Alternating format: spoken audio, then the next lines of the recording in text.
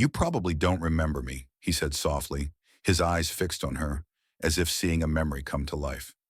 Lena's breath caught. "You? You were the guy at the store. The noodles. In the rain." 2 years ago, she handed a stranger $2 for instant noodles, thinking nothing of it. Just a small kindness on a hard night. She never imagined that same stranger would one day walk into her hospital room wearing a white coat and a quiet smile. Tonight, in the sterile hush of the ER, Dr. Julian Carter finally sees her again. This time not as a cashier, but as a patient in pain. And everything changes. Because sometimes kindness doesn't fade. Sometimes it finds its way back, with purpose, and maybe even love. The harsh fluorescent lights of the emergency room made everything feel colder than it already was. Lena Torres sat stiffly on the edge of the cracked vinyl chair, her hands buried deep in the sleeves of her worn hoodie. Her eyes darted around the waiting area, avoiding eye contact with anyone. She didn't belong here, not really, but the pain had grown too sharp to ignore. Her name was finally called. A nurse led her down a narrow corridor, her footsteps echoing. She was shown into a curtained room, asked to change into a paper gown, and left alone with nothing but a rumpled bed, a monitor, and her racing heart. When the curtain finally rustled again, Lena braced herself. She expected coldness, clinical detachment, maybe even judgment. Instead, a gentle voice greeted her. "Hi, I'm Dr. Julian Carter. I'll be taking care of you tonight." He had soft eyes like they'd seen pain before, but never mocked it. His dark hair was slightly tousled, and his voice had a calming cadence that slowed Lena's pounding chest just a little. He glanced at the chart, then at her, not with condescension, but curiosity, noticing. "I see you've been having some discomfort," he said, pulling up a stool beside her bed. "I know this isn't easy to talk about, but you're in the right place. We'll take care of it together." Lena nodded slightly, her throat dry. I I don't have insurance," she said quickly, as if admitting a crime. He didn't flinch. "We'll still take care of you," Julian replied, calm and steady. "Let's get you comfortable first, all right?" His tone wasn't rushed. He didn't treat her like a burden. For someone like Lena, that alone felt almost unreal. As he asked questions and gently examined her, Lena felt a shift.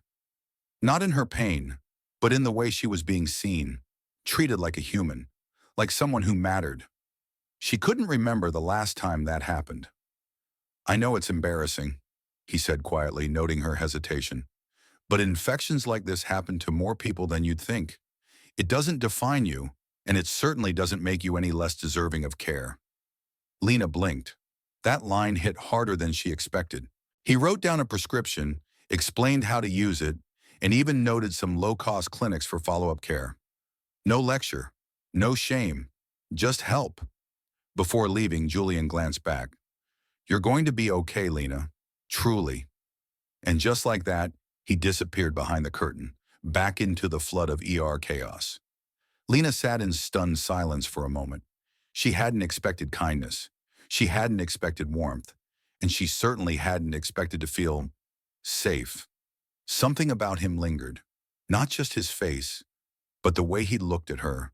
Like he knew her somehow. But she shook it off. Just a nice doctor. Nothing more. Or so she thought. After Julian finished treating Lena, he stepped out of the room and into the quiet of the hallway. The noise of the ER buzzed behind him, but for a moment, his thoughts were far louder than the chaos around. He flipped open her file to complete the notes. The name stared back at him. Lena Torres.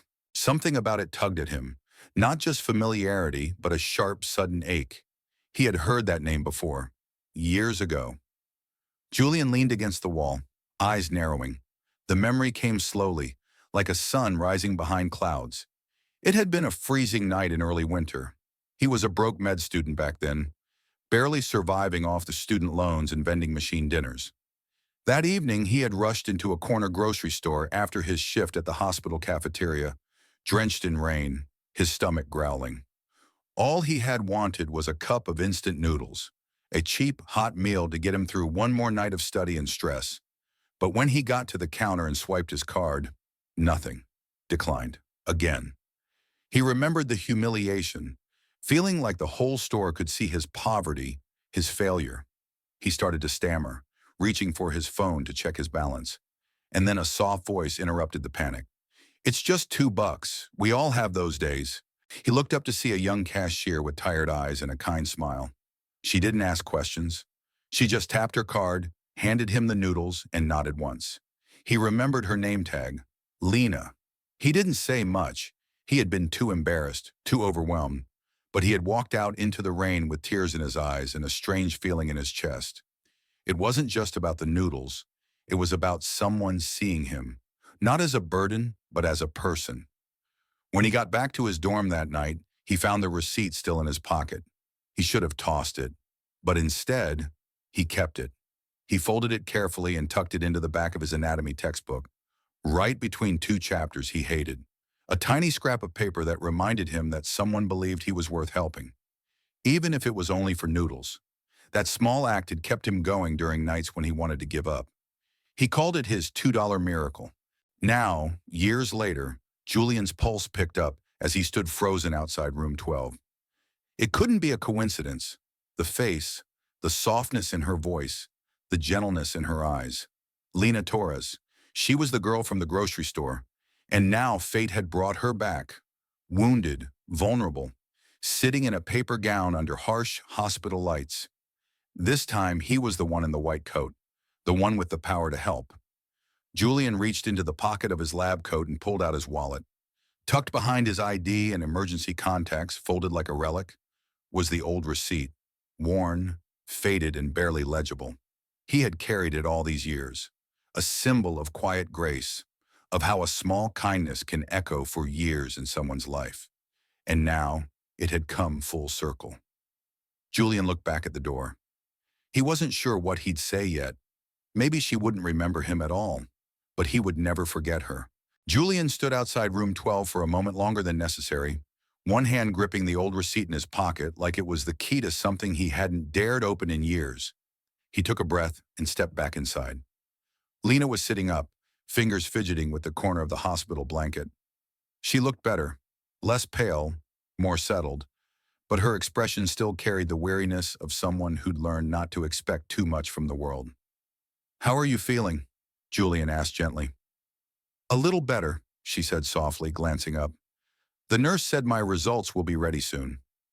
He nodded and sat down on the stool beside her bed, then paused.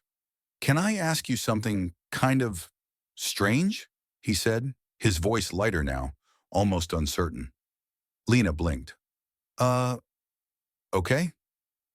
Did you ever work at a little grocery store off 8th Street? Night shifts, a few years ago?" She stared at him for a beat, trying to figure out where this was going. Then her eyes widened. "Yeah, I did." Wait, she tilted her head. "Wait, why?" Julian smiled, small, warm, disbelieving even as he said it aloud. "You probably don't remember me," he said softly, "but I remember you." Lena squinted, still confused. "2 years ago," he continued, "it was raining. I came in soaking wet, trying to buy instant noodles and a granola bar. My card got declined. Twice." Her breath caught. "Oh my God, you're the guy, the—" "Noodles and rain," he nodded. "That was me." Lena flushed, laughing nervously. I barely remember what I wore yesterday, but that night, yeah. You look like you just lost a fight with the weather." "I had," Julian said with a grin, "and with med school, and with my bank account. I just remember thinking, poor guy, let him have some noodles at least." They both laughed then, quietly, gently, as if they were standing in the middle of something sacred, a forgotten memory suddenly uncovered and made new again. Julian reached into his coat pocket and unfolded a faded, slightly wrinkled piece of thermal paper. "I kept the receipt," he said, handing it to her. Lena took it with both hands, staring down at the timestamp. The total, 2/17, her name still printed at the bottom. "You laminated it," she said, half laughing, half astonished. "I did," Julian replied. "Not right away, but when I got through residency, I found it again. And I realized I wanted to remember what real kindness looks like." Lena shook her head, her smile faltering just a bit. "It was just $2. "No, Lena," he said, quieter now. "It was everything that night." The room fell still. There was no buzz from machines, no nurses rushing in or out, just silence and something unspoken between them. She looked away then, suddenly overwhelmed. I didn't know it mattered so much. It mattered to me. Their eyes met again. For a brief, honest second, neither was a doctor nor a patient. Not a girl from a cash register or a man in a white coat.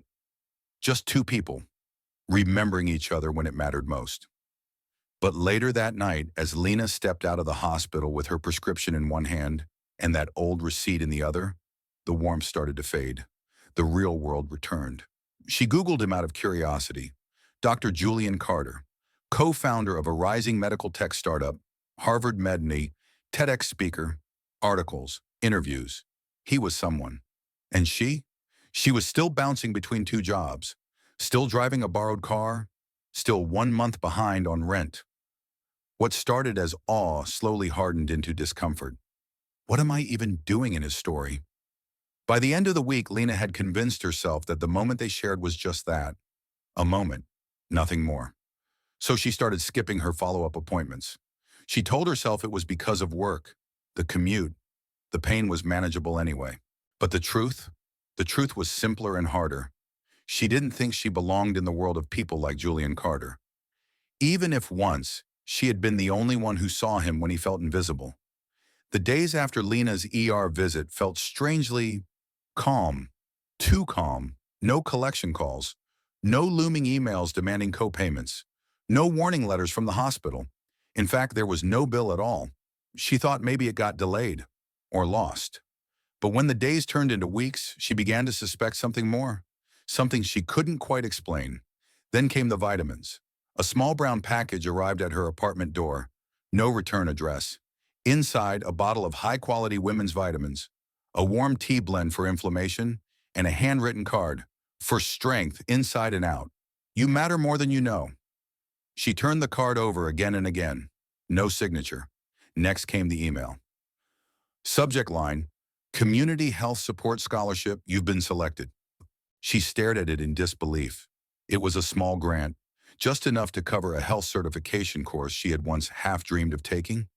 She never applied for it, yet somehow the committee had her name, her background, even her favorite area of study.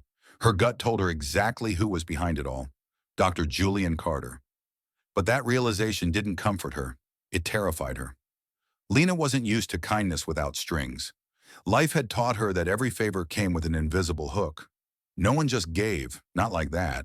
And if they did, it meant you owed them something. So she pulled away. She missed her first follow-up appointment, then the second. She stopped responding to reminder texts from the clinic. The third no-show would flag her in the system, she knew. But she didn't care, because receiving help made her feel exposed, vulnerable, and she didn't know how to let someone see her like that again. A week later, an email popped into her inbox. She almost deleted it, but the subject line froze her hand. Lena, please read this. It was from Dr. Julian Carter. She clicked it with trembling fingers. Dear Lena, I hope this doesn't feel like an intrusion. I only wanted to check in, not as a doctor, but as someone who remembers what it's like to feel alone in the system. I know you didn't ask for any of this, but that night you helped me, 2 years ago in the rain outside that grocery store. You also didn't ask for anything. You just gave. I kept that receipt. It reminded me during some of my darkest moments that someone believed I was worth helping. You showed me grace when I had nothing. So if you're wondering why someone would want to help you now, it's because you've already given more than you realize. You don't owe me anything, Lena, but you do owe yourself the chance to heal, to grow, to receive without guilt, because you are not a burden. You never were. Whether or not you reply, I just wanted you to know. You're still seen, and you're still worth it. With respect, Julie and Lena stared at the screen long after she finished reading. The tears came slowly at first, then all at once. Not out of pity, but because someone had reached a part of her heart she thought no one ever could. No conditions, no hidden agenda, just belief. For the first time in a long time, Lena didn't feel invisible. And maybe, just maybe, she was ready to stop running. It was supposed to be just a walk. Lena had the afternoon off, an unexpected break in her usual marathon of shifts and side gigs. She wandered the city without direction, sipping an iced coffee, letting the sun warm her face. For once, she didn't have anywhere to be. That's when she saw the crowd.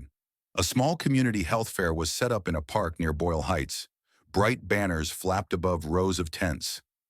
Volunteers passed out wellness kits. Kids painted paper hearts and ran between booths. On instinct, Lena stepped closer.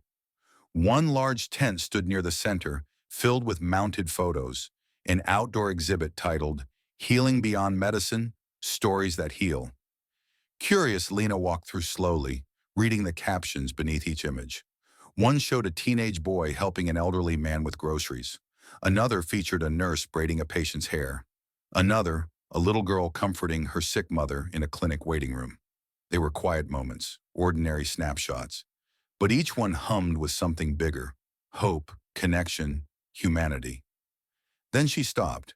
At the far end of the row, framed on an easel, was a grainy black and white still from what looked like a security camera. The image was simple: a soaked young man at a grocery store checkout, his head down in defeat, and a girl in a store uniform tapping her card. Lena's breath caught.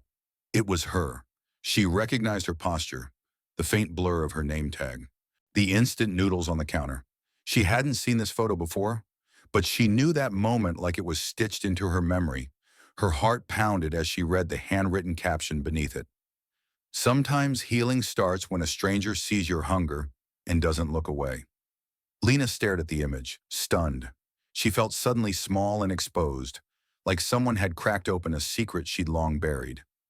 A voice behind her broke the silence. "I didn't think you'd come today." She turned. Dr. Julian Carter stood a few steps away, wearing a button-down shirt and rolled sleeves, an event badge clipped to his chest. His expression wasn't smug, just present. "You put this up?" she asked, her voice tight. He nodded. "I requested the footage years ago.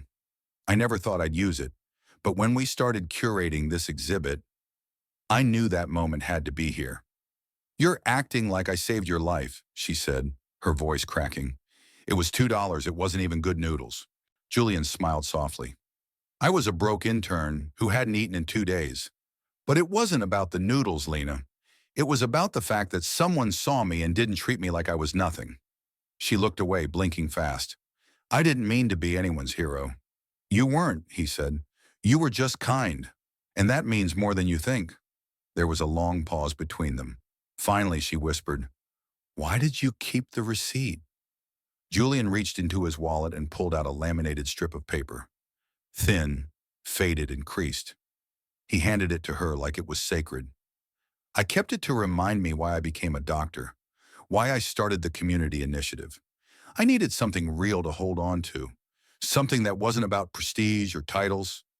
That receipt, it's my compass." Lena stared at it, her name printed near the bottom, still legible after all this time. "You built all of this?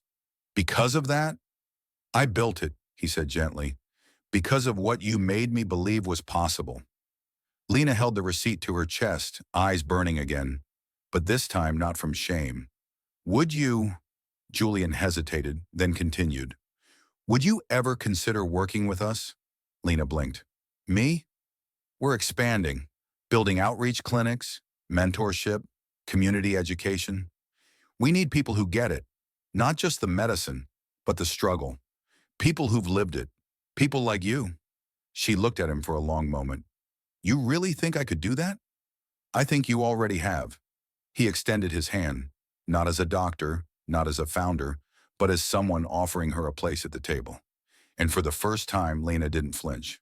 She reached out slowly and placed her hand in his. "Then let's build something. Together." The breeze was soft that afternoon, rustling the bright blue ribbon stretched across the doors of the newly renovated clinic. Folding chairs lined the courtyard. Children ran in between volunteers handing out snacks and pamphlets. There were balloons, music, and a tangible buzz in the air. Not just celebration, but hope. The sign above the building read, "Hope Bridge Community Wellness Center." Inside, Lena Torres straightened her blouse and adjusted her name tag, still slightly in awe of the fact that she even had one. A year ago, she had walked into an ER terrified and ashamed. Now she stood as the clinic's newest community outreach coordinator, greeting guests, organizing wellness events, and meeting families who reminded her so much of herself. She had found her place, not by chasing prestige, but by stepping into purpose. Julian stood near the stage, preparing for the opening remarks. He wore a crisp button-down with his sleeves rolled up, and despite all the noise and attention around him, his gaze kept finding Lena. As the crowd quieted, he stepped up to the podium. "Good evening," he began, voice steady. "A year ago, this place was just an idea, a dream to create a space where healthcare didn't end at prescriptions, but extended into compassion, education, and dignity." He paused, scanning the faces, and then looked directly at Lena. "And dreams," he continued, "sometimes begin in the smallest of places. A rainstorm, a late shift, a quiet act of kindness." A ripple of curiosity moved through the audience. "I want to tell you a story," he said. "Not about medicine, but about a grocery store. About a young man who stood at a counter, wet and broke, trying to buy instant noodles. And a young woman, just doing her job, who stepped forward and said, 'It's just $2. We all have those days.'" He smiled gently. That small act changed the way I saw the world. It reminded me that healing isn't always medical. Sometimes it starts when someone is simply seen. He looked at Lena again. "She didn't do it to be remembered, but I did remember. And because of her, this space exists. Because of her, Hope Bridge is more than just a clinic. It's a promise." Applause erupted. Lena's cheeks flushed, but she didn't look away this time. She stood taller, letting herself be acknowledged. Not as a symbol, but as a woman who had quietly, courageously changed a life. After the ceremony, as the sun dipped low and the crowd began to thin, Julian found her standing near the clinic entrance, arms folded and eyes glistening. "You okay?" he asked. She nodded. "I still feel like I'm dreaming." He smiled. "You earned this. Every step." They walked in comfortable silence for a while, away from the noise. The streets grew quieter, more familiar. Eventually, they turned a corner. And there it was, the old grocery store, still humming with fluorescent lights, still displaying dented cans of beans in the window. They paused in front of it, as if caught in a memory. "Funny," Lena said softly. "I never meant to keep that receipt." "You did," Julian said. "And it mattered." She looked up at him. "So, what now?" Julian grinned. "Well, I was thinking, maybe we finally buy dinner that costs more than $2? She laughed, truly laughed, and nodded. "Only if I get to keep the receipt again." "Deal."